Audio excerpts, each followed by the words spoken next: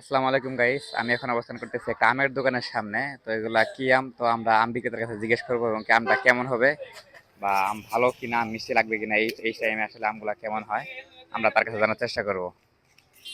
জি, আমলা বিক্রেতা হয় আপনি? হ্যাঁ, আজকের আমগুলা কই থেকে নিয়ে আসছেন? কোন আড়তের মাল? সাতক্ষীরা।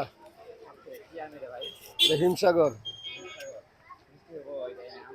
ইনশাল্লাহ মিষ্টি হবে অনেক। আপনারা খাইছেন কখনো? খাই নাই, তবে আমের সেন্টে বোঝা যাইতে যে ভালো হবে, মিষ্টি হবে। আম কই থেকে নিয়ে আসছেন এগুলা? জানছি আপনার গাজীপুর বাইপাস আড়ত থেকে। কত করে বিক্রি করতেছেন? 120-100 টাকা। 100 টাকা আর 120 টাকা? জি। এখন পর্যন্ত কি মানে বিক্রি করছেন নাকি মাত্র নিচ্ছেন? না, কেবল সাজ দিচ্ছি। এখানে ইনশাল্লাহ। বিক্রি করবেন নাকি অন্য কোনো কোনো জায়গায় যাবেন? যেহেতু না, গাড়ি গাজী দেখতেছি আপনাদের চৌরাস্তা চলে যাবো আমরা। চৌরাস্তা দিয়ে যাবেন, না? হুম। তাহলে কত, 120 টাকা কেজি? 120 আম তো টাকা মিষ্টি কেজি। হবে না? ইনশাল্লাহ। দর্শকদের উদ্দেশ্যে কিছু বলে দেন, আসলে আম কেমন হবে, দর্শক আসবে কিনা আপনার আম না, দেখা। দর্শকেও খুশি হবে। দর্শক খুশি থাকলে আমগো খুশি। আম যদি মিষ্টি হয় তো অবশ্যই দর্শক আসবে। দর্শক এই মুহূর্তে দেখতে পাচ্ছেন যে আমগুলা মিষ্টি হয়, অবশ্যই আপনারা আম ক্রয় করে খাবেন। এই টাইমে আসলে আম কেমন হবে আমি জানি না, আমি এখনো খাই নাই।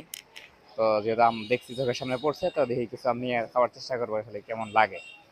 আপনাদের পরবর্তী ভিডিওতে আবার দেখাবো।